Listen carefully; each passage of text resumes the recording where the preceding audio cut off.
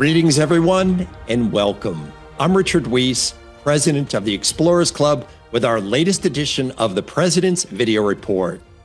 First of all, it's an honor to once again serve as your president, and thank you for many of the supportive notes I've received during this transition. I'm truly touched.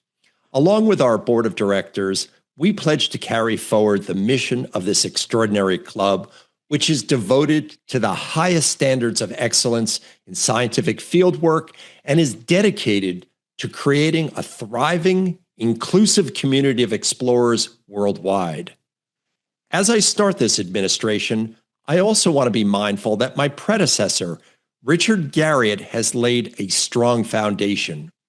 I am grateful to inherit an organization clearly on the rise, buoyed by a newly energized board of trustees and a membership ready to engage. As an organization, we must be creative, solution-oriented, and see where we can help create opportunities. Currently, your board of directors and trustees are addressing specifically our grants programs and how we can help our members. Please stay tuned for more on this subject. One of the cornerstones of the Explorers Club is that we are a global organization with a mission to promote and share knowledge on an international stage. This year, our Global Exploration Summit, or as we like to call it, GLEX, will be held in conjunction with our colleagues at the Royal Canadian Geographical Society in Ottawa, Canada, from September 12th to the 14th. More details will be coming, but please, show your support for our colleagues and neighbors to the north. Our reputation is our most valuable asset. It comes from the caliber of people who carry our banner. So the membership committee is giving the application process a fresh look to make sure that every membership category continues to welcome only those qualifications and achievements that truly set the bar for exploration excellence. As we lift the bar, we must also widen the lens. We're an international organization, and the next great discovery can come from any culture in any corner of the globe. That's where our EC50 initiative shines. Our motto is 50 people who are changing the world that the world needs to know about. It spotlights remarkable explorers who've been hiding in plain sight, people solving urgent problems and making real-time discoveries in places far off the usual map.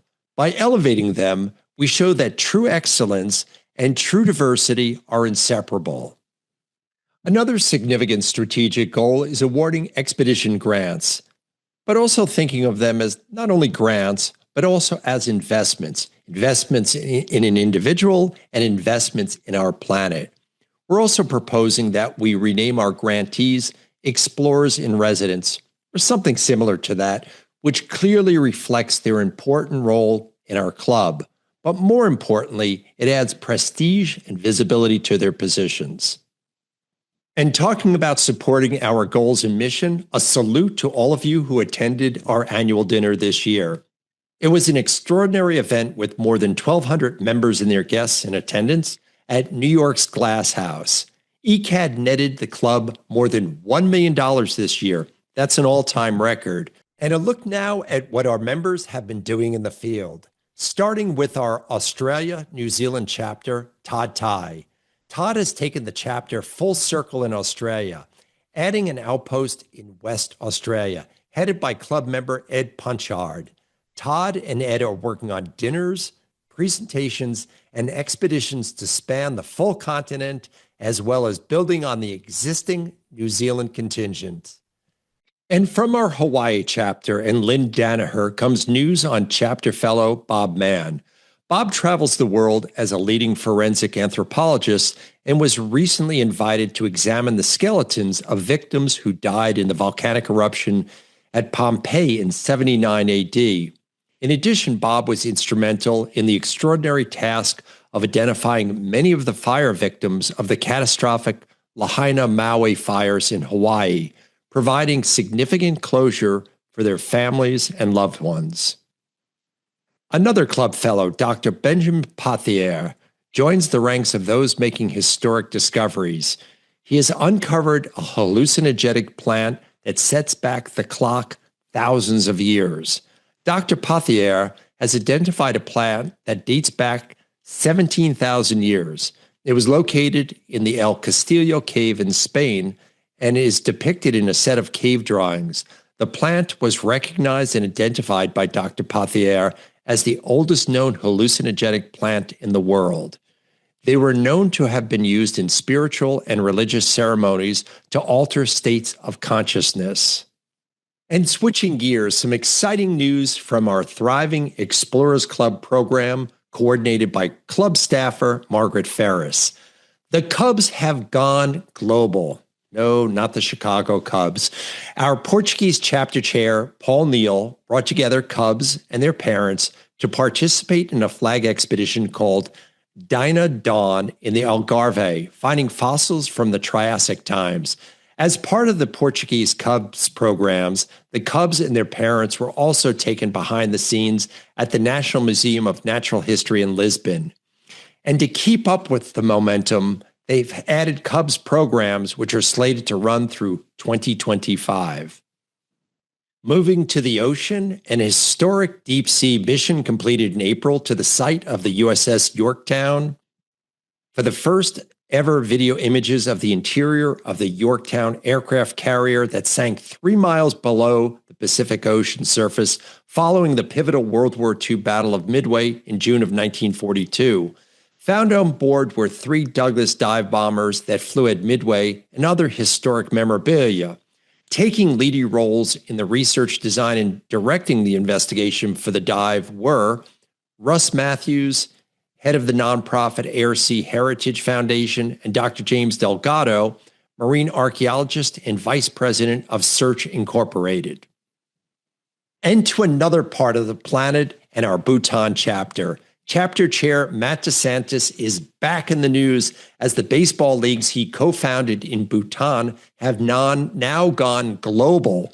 A group of 12 Bhutan baseball players were invited to the United States to go upstate New York as guests of the Hudson Valley Renegades, a New York Yankees single-A team. They got training from the top. None of the young players had ever left Bhutan, and none of them had ever even seen a professional baseball game. And if that weren't enough, they were guests of the New York Yankees at Yankee Stadium and took the field with the players at the start of the first inning. Imagine the look on their faces as they looked up in the stands and saw the huge crowds. And this unique baseball odyssey now goes a step further. A Bhutanese baseball player has been invited to attend the Major League Baseball scouting camp in China, putting Bhutan on the Major League talent radar screen. That is one crazy story. And once again, Hall of Fame diver and vice president of the Explorers Club chapters, Nancy McGee, takes to the depths. On a dive expedition in Antarctica, she met up with some unusual and active sea life in the icy deep and brought back stunning video to use in lectures and briefings of some of the most unusual underwater species ever found in the icy depths. And a first for Nancy, the first female diver invited to train with the exosuit. She describes it as a $1 million wearable submarine linked to the surface with power and communications and capable of significant depths. A mission to test the suit will be held near Woods Hole. And this important note on our President's video report. We are eager to hear from you on important exploration activities for possible inclusion in your President's video report. Bill Liss on our communication team writes and produces these reports. Thank you, Bill. Along with his editor, Sweeney Award winner, Marcelo Mendez. Thank you, Marcelo. Just send your information to Bill at this email address. And I'm Richard Wiese, president of the Explorers Club, with a special thanks to each of you for taking your valuable time to join us for this edition of the President's Video Report.